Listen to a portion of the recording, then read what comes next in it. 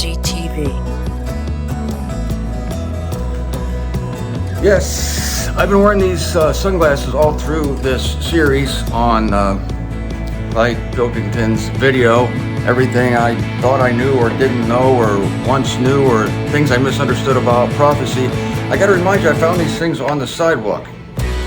Yeah, I found a pair of Maui gems on the sidewalk. Expensive sunglasses. Unfortunately, they were prescription sunglasses. I thought, wouldn't it be cool if they were my prescription? I mean, would that be a gift of God? I put them on, it's like, oh, it wasn't, so I had to throw them out. But anyway, yeah, I found these. I think I just found them in the middle of the sidewalk on the beach. Anyway, welcome to the Monday edition of MZTV. In thinking of this whole situation over the weekend, I think I know. In fact, I know why our friend and fellow believer Clyde Pilkington and Stephen Hill gravitate to this theory that the Lord's return is far off, because it comes back to the same verse. And in the next spot in the video, he mentions this verse again, 1 Corinthians 7:29. And so it's starting to sink into me that this verse, 1 Corinthians 7:29, is key to understanding why Clyde and Stephen Hill would gravitate toward any teaching that puts the return of Christ far down the road. Now, I'm not trying to psychoanalyze anybody. I just know these gentlemen, and I lived with them, and I love them, and I hold them in great esteem, but this teaching is damaging. It's dangerous. And if anybody follows it, you're going to get screwed up. And I'm going to show you why. I was still in Brazil. I think it was 2014 or 2015 when this controversy started over marriage. Clyde makes the claim that a man's first line of ministry, a husband's first line of ministry is his wife. As noble as that sounds, and as great as that sounds, it's not true. It sounds like blasphemy. It's not true. But this is another thing that is done to manipulate these passages to say that the biggest thing now, the most important thing now, is not the return of Christ. That's taken second place. In this era, the most important thing is to raise your families, take care of your families, and the greatest thing that a man can be is a husband. The greatest thing a woman can be is a wife. And if you're not married, you're just not living the greatest spiritual life that you can live. Well, geez, how does that make you feel if you're single? How does that make you feel if you've never been married? If the Apostle Paul read that, he'd be like, oh man, I was hoping to live the ultimate spiritual life, but I can't, because the ultimate spiritual life is one of a married life. Being married is wonderful, believe me. I wish I was married today. I love being married, but I'm not. That's just the way it is. But anybody who reads Paul in 1 Corinthians 7, he says that it's better not to be married. He says the husband is solicitous for the things of his wife. The wife is solicitous for the things of her husband, which is the way it should be. You're supposed to be solicitous, not like totally focused apart from anything else. And Paul says you're distracted from the Lord. Paul wants everybody to be focused on the Lord, to have a single vision on the Lord. And he himself was single, apparently had a gift that he didn't. He must have been a guy that had no sex drive, I guess. I don't know. He said he wishes everybody was like him. That's the only thing I can think that he means. He didn't have a desire to be with women. I don't think he was gay. He could have been gay. The Apostle Paul could have been gay. Well, if you see a video of mine, the Apostle Paul was gay, and I guess I'll have done some study on that, but no. I don't believe that's the case at all. I just think he was zealous for Christ, and it's the opposite of what Clyde says, because Paul says that he wants people to be single and dedicated. He says that married people have trouble in this world. He says that. I mean, it said that in 1 Corinthians 7. They'll have problems. They'll have worry in this world. Is anybody out there who's married, can they corroborate this? Is that possibly the case? You might have more trouble being married than single. Yeah, it happens a lot. So I'm going to go to this passage, 1 Corinthians 7, because I think this is the stem. This is the heart of the whole issue. Because I have to say this, because I know these gentlemen, and maybe there are other people like this. Clyde and Stephen Hill, they're excellent fathers, excellent husbands. I lived with them for a year and a half. I saw them in action. Best fathers, best husbands. I have nothing ill to say about them. in that department. Their big thing, one of their biggest lines of ministry, and you know this is true if you've read or heard anything of Clyde in the last 10 years, is patriarchy, family. That's their thing. That's their thing. Which is nothing wrong with that. It's just not the best thing. It's not the greater thing. According to Paul in 1 Corinthians 7, I swear I'm going to go to the passage. But I think that since that's the case, they will gravitate toward, as I said, towards a teaching that puts the return of Christ away, because one thing they love more than the return of Christ is they like to see their grandkids waking up in the morning, rubbing their eyes and eating cornflakes. It's nice. It's nice. Yeah, that is nice. I like to see my kids eating cornflakes and all that, but I'd rather see Christ return. You know, to hell with the cornflakes, honestly. Yeah, I like to see my kids wake up in the morning and have a gurgly good time, but that's not the front line of ministry. Oh, and all you have to do, by the way, is go to, if you want to know what a husband's first line of ministry is, it's not his wife, it's his work. I wrote a book on that that's coming up. It's called How to Love Anyone, and the subtitle is Even Your Spouse. It's kind of funny. I'll show you the cover of this. Okay, there's the cover. That's the proposed cover. The subtitle is, in this controversial writing, author Martin Zender challenges the popular Christian teaching that a man's first line of ministry is his marriage, or I might change that to is his wife. Look in the Garden of Eden. Adam came first, and what happened? God gave him a garden to tend, right? He gave him work to do. And then he says, I will raise up a woman. I will take a woman out of you as a helper for you. There it is. A man's number one ministry is his work, and then the woman comes along as his helper. And of course, he loves her, he cherishes her, he takes care of her. Of course, all that is a given. It's like even the nations do that, even heathen do that. Of course, you're supposed to do that. But Clyde and I had a big blow up when I was still in Brazil. It was 2014, and he came out with his teaching that a man should give up his work, give up everything. Whatever his wife wants, a man is to cater to her, because he's a type of Christ, and Christ gave everything. And so a man has to give everything to his wife. Now, this is a very dangerous teaching. I'm kind of getting off the path here, but it's coming back to me what the big argument was that made Clyde and me go boom. And it was this. So many men writing me during this time. Clyde wrote a series of articles on this. I was like, ow, this is awful. Many men were writing me saying, I just can't be the magical, wonderful type of husband Clyde's talking about that would give up everything and just cater to his wife. This is a dangerous teaching, because there are some women, there are some men too, who would just simply suck the life out of another person if they gave them everything they wanted. Anyway, it's all in this book. I mean, I know what I'm talking about, and I'm so certain of this. I'm so certain that I'm correct about this. And you're going to see it right now when I go to 1 Corinthians 7:29, because once again, Clyde stops in the middle of a sentence. He uses this verse to quote unquote prove his point, but he stops in the middle of a sentence. Why? You'll see why. Okay.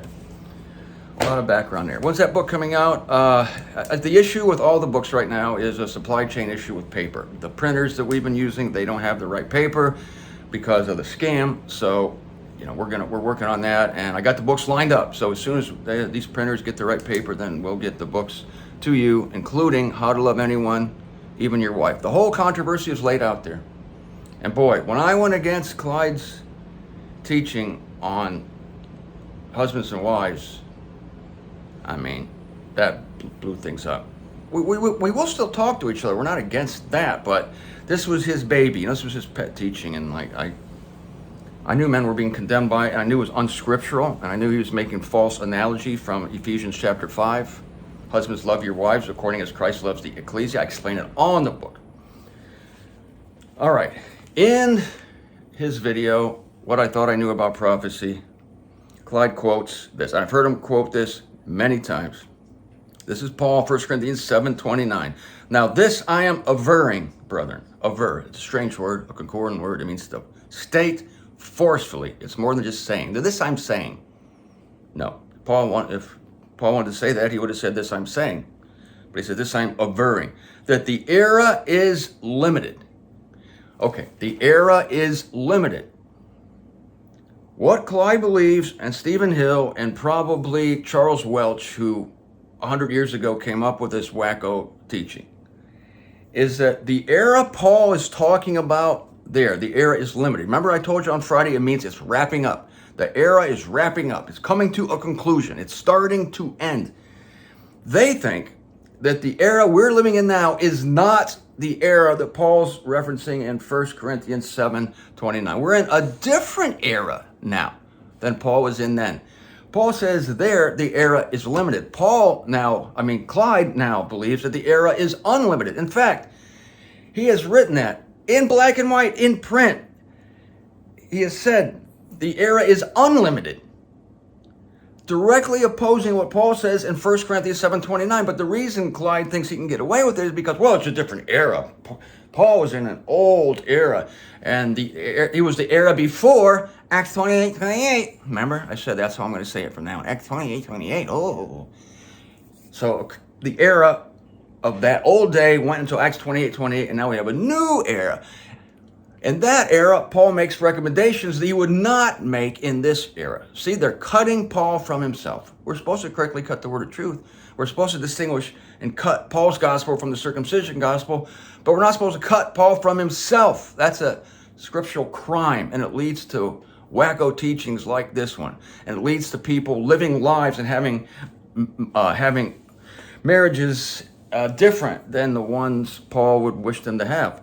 Paul's nothing against marriage. Paul says you have to be married. If you don't have the gift I have, then go ahead and get married. But here in 1 Corinthians 7, he's giving you advice on how to be married. And Clyde and Stephen Hill think that this advice is stale. It doesn't apply anymore. How convenient. Because you see, they take all of Paul's early letters and throw them out. Even the snatching away, right? They've thrown out the snatching away because it belonged to a previous era. But, ladies and gentlemen, and I'm coming out with a book on this too called Something About Our Expectation. A Defense of Our Expectation. I have a paperback book coming out on that. All this information will be in print. The Defense of Our Expectation. It's the same era. The era has not changed. All right, so here's the part of this verse Clyde quotes, at which time he stops, and I've never heard him go past this, even though he stops in the middle of a sentence. I told you last week, then when Clyde's teaching on Acts 26, when Paul is in Caesarea on trial with Agrippa and Festus, Paul says, I did not teach anything except what is written in the law and the prophets. And then Clyde stops there. See?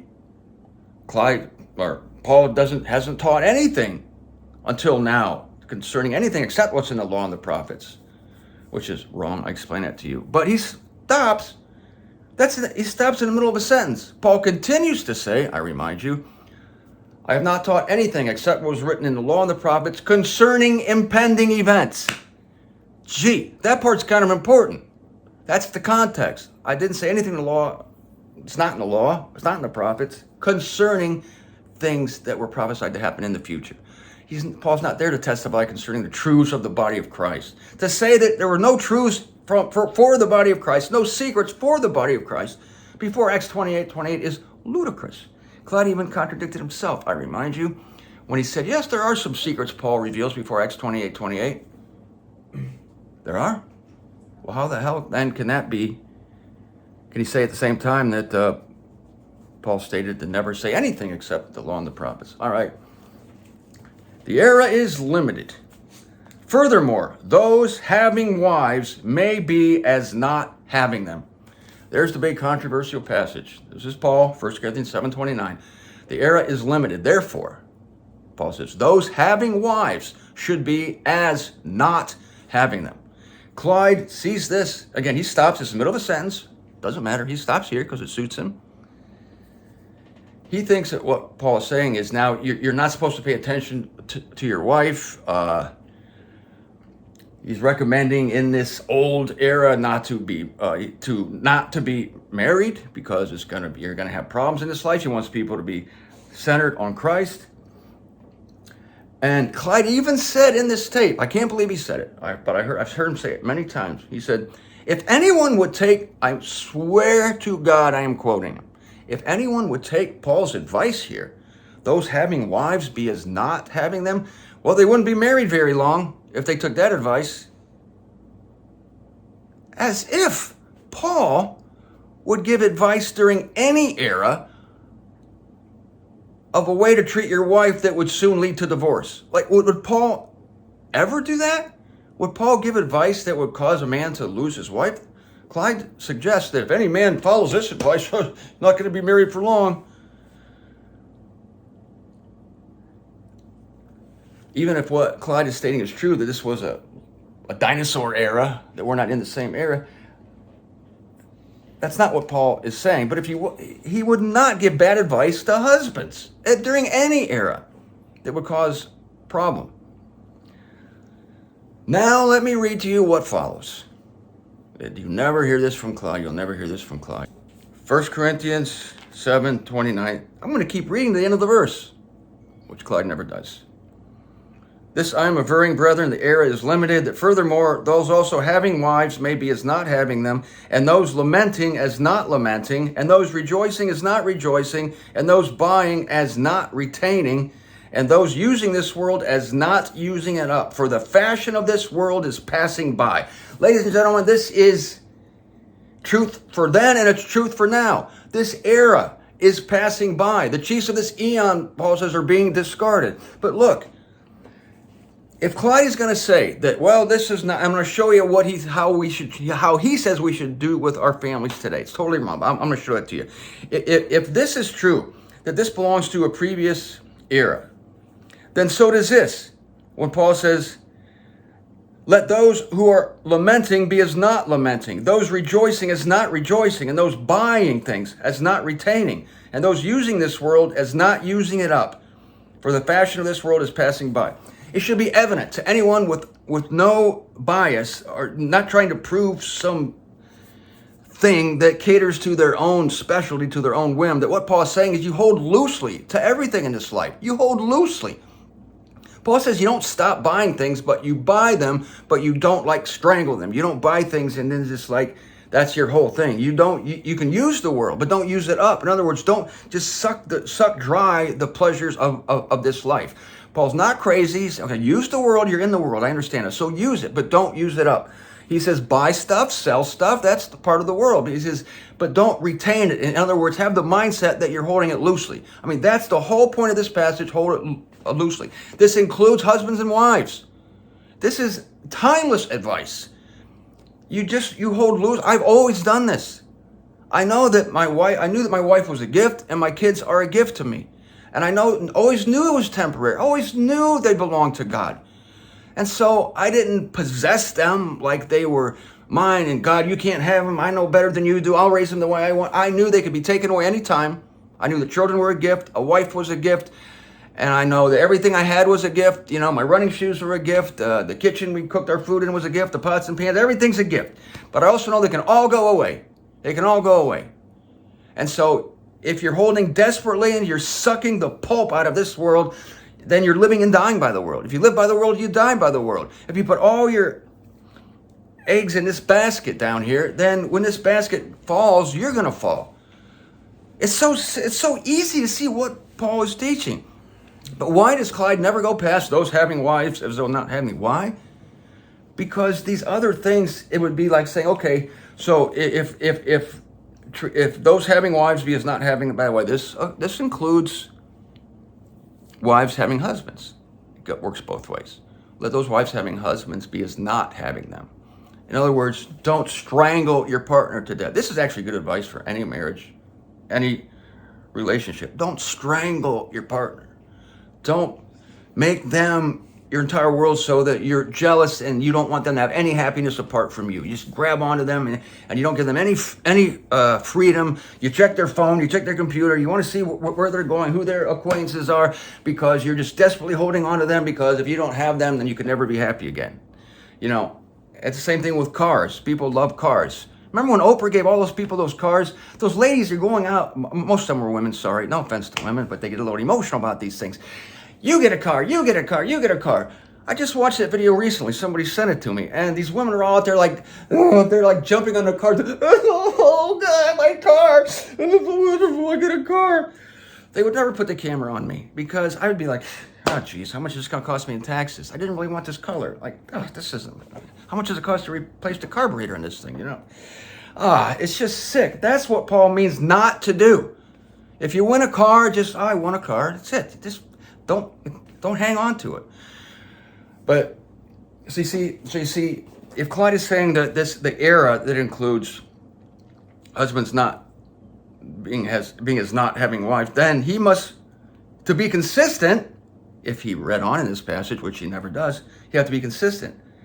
And he says, because Paul also says, let those lamenting be as not lamenting. In other words, we're sad with everybody else when a loved one dies, but Paul says we have an expectation, so we don't mourn as the world mourns. We don't lose our minds when somebody dies. Yes, we're terribly heart-stricken. We grieve, maybe for a month or 2 months, a long time, and then we get over it because we have an expectation. So I guess now that the era is changed, now we have a new era, then the next time somebody dies, just feel like shit about it for months and years. Just get into it, man. Lament like a real lamenter, like a professional lamenter. Just get into the sorrow. Don't even think about your expectation. Don't think about the resurrection. Lament like hell. That's the new advice because we're in a new era. Those rejoicing is not rejoicing. That goes back to the Oprah giving the people those cars. I mean, we rejoice in things, but we don't lose our minds in happiness. We don't act like idiots, like people on the Price is Right act, like people on Oprah act, the people on Ellen act. They're all crazy. They're all so in love with the Eon that if anything good happens, they cry and those women were licking the cars. They're on the hoods like, it was ridiculous, man. So apparently, just go for it, man. And those buying as not retaining. Well, that's old information. That's from a previous era, those buy. So now when you buy something, I want you to just bring it home and stare at it. I want you to put alarms in your house to protect your 49-inch television or 86-inch television, wherever they have these days. I don't know.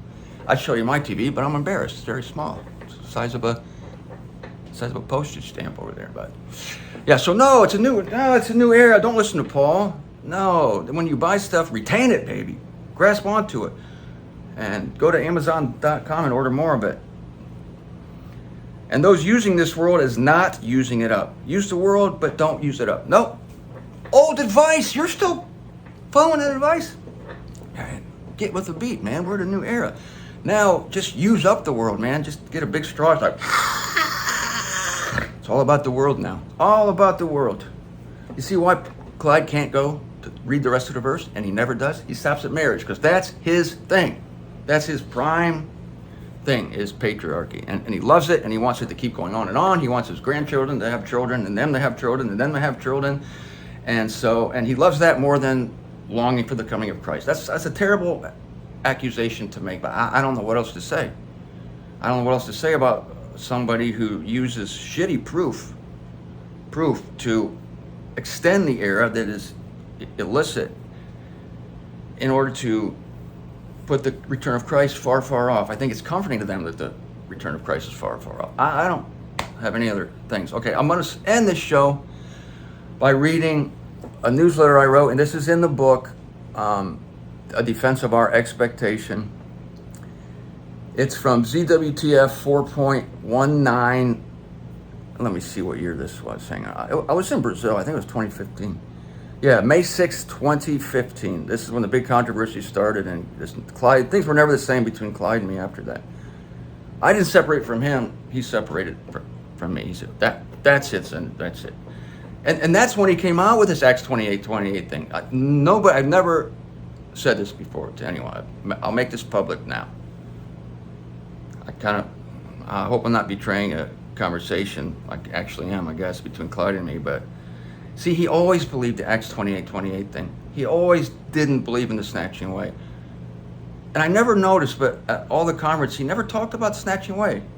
So he taught with me and Dan Sheridan, and we were like the Three Musketeers for about 3 years. It was the golden era. Some people call it the golden era. And the whole time, Clyde was holding back that he believed in this Acts 28:28 crap. He never mentioned, never talked about it, because he knew that the concordant people wouldn't like it.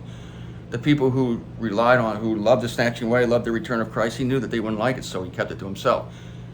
But after I started coming out criticizing his public teachings, I only critique his public teachings. Because I came out doing that, he told me on the phone, that's it, the gloves are off. So like, he's coming out with what he really believes now. So he always believed this, folks. It wasn't a new teaching. So I don't want you to think that Clyde changed. He didn't. He just withheld this information from people. So I'll read this excerpt. In this section of the newsletter, I quote Clyde's publication. I believe it was in the Bible Student's Notebook. Our focus during this era. You see, he thinks we're in a different era. We're not. This is Clyde. Ephesians represents the pinnacle of Paul's revelation. Here he lays forth the secret economy in which we now live today. In this epistle, rather than prompting singleness and a weaning of domestic life, as he had done previously in 1 Corinthians 7, he tells us that domestic life now has a paramount place in spirituality. End quote. That is false. Domestic life does not have a paramount place in spirituality. Otherwise, single people with no kids can't have a paramount life of spirituality. In fact, it's the opposite. The single life is better. But you can see how Clyde relishes. He sees this artificial line where everything's changed because he doesn't like this advice. Let those husbands having wives as not having them. He doesn't understand it. He doesn't like it. And so he rebels against it, but he doesn't understand. It's just Paul telling us to hold loosely to all things, including people. Hold loosely to people. You love them. Doesn't mean neglect them. In no way was Paul saying treat your wife badly. And in no way was this some temporary advice for a temporary time. It's timeless advice because he goes on. You can see how timeless it is when he goes on and says, let those grieving be as not grieving, those celebrating, rejoicing as not rejoicing, retaining, all that.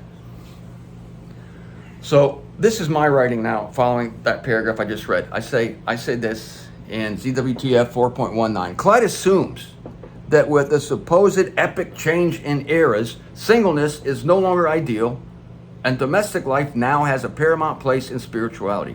This should come as bad news to those who are single. Clyde also subtly assumes here that a loose hold upon this world and its ties necessarily weans away one's love for and dedication to those ties. I mean, you can hold loosely to ties without neglecting those ties. You think Paul's telling anybody in 1 Corinthians 7:29 to neglect their wives? Don't buy food for your wife anymore. Put her in the doghouse. Don't talk to her. No more morning Bible readings with your wife. I don't ever want to see anybody open their door for their wife anymore. No, it's so ridiculous. Paul just saying, hold loosely to your wife. Don't be stuck on marriage where like, Jesus, I know you want to come down, but my wife and I have an anniversary party planned here, so I think that's what Clyde thinks. He doesn't want Christ to come now because he's got lots of family plans. Forgive me if I'm wrong about that.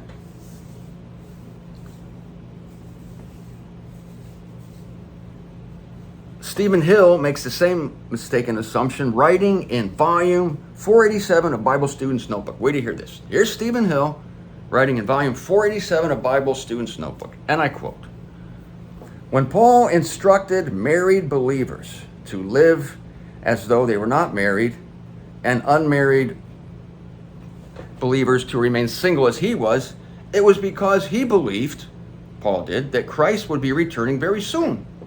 Paul's advice was appropriate for the time, but 2,000 years later, after the event did not take place, that advice is no longer relevant or applicable. There's more here, but hang on. So here's another guy who doesn't read past, who stops in the middle of a freaking sentence and never goes past that. So in other words, using this world and not using it up, that advice isn't applicable anymore. Back to the quote. This is why in Ephesians 5, Paul gives very different advice to husbands and wives. Rather than live as though single, he urged them to live in love, with their focus firmly on one another. This is why, This is also why Paul instructed Timothy that those seeking eldership in the ecclesia must first demonstrate their leadership abilities as a husband and father. My comment, and then I'm going to close, honestly. I know we're on 30 minutes here. This is my comment. See how Stephen creates a false dichotomy by pitting B as not having wives against, quote, live in love with their focus firmly on one another, as though these were mutually exclusive concepts. In doing this, he and Clyde both miss Paul's point. They miss Paul's point by 49 cubits or more. This is me again. I'm the father of 3 sons. I love them dearly. Even when I was raising them, I held them loosely. I realized that ultimately they belonged to God, not me. Even though I enjoyed them, I did not make my sons the primary source of my happiness. As a test, I would always ask myself, would I want the Lord to delay his coming just so I can watch my boys grow up? That was always a sobering question. It is a sobering question. It's a question one should always ask oneself concerning every worldly want and possession. If ever we should desire Christ, if ever you want Christ to delay his appearing because of a worldly want or a possession, human or otherwise, I suggest it's because that worldly want or that possession has, according to the sobering words of A. Enoch, quote, taken an undue hold upon our hearts. And that was Knox's comment, part of his comment in the concordant commentary on 1 Corinthians 1:29. Simply that Paul doesn't want any of these things taking an undue hold upon our hearts. That's the simple message of 1 Corinthians 7:29. It's timeless. It's not a different era today. It's the same era. And so. I will have more to say on this. I will finish Clyde's video. I'm only halfway through. Sorry. There's more to say, but in the meantime, you have this book to look forward to. Don't worry, everything I said here is in print. You can go back and read it now in the old CWTFs. Look around volume 4, that's where this stuff was written. But in the meantime, I want you to continually look for Christ. Love is appearing. To continually love your wives, love your husbands, love your children, but hold them loosely. That's all. Just don't make them your all and your everything, because they belong to God ultimately, don't they? Don't they? They're on loan to you. They don't belong to you. Your house doesn't belong to you. Your possessions don't belong to you. Your dog doesn't belong to you. Your kids, your husband and wife. Hold it loosely, because God loves your wife and your husband. God loves your kids. God loves your dog more than you do.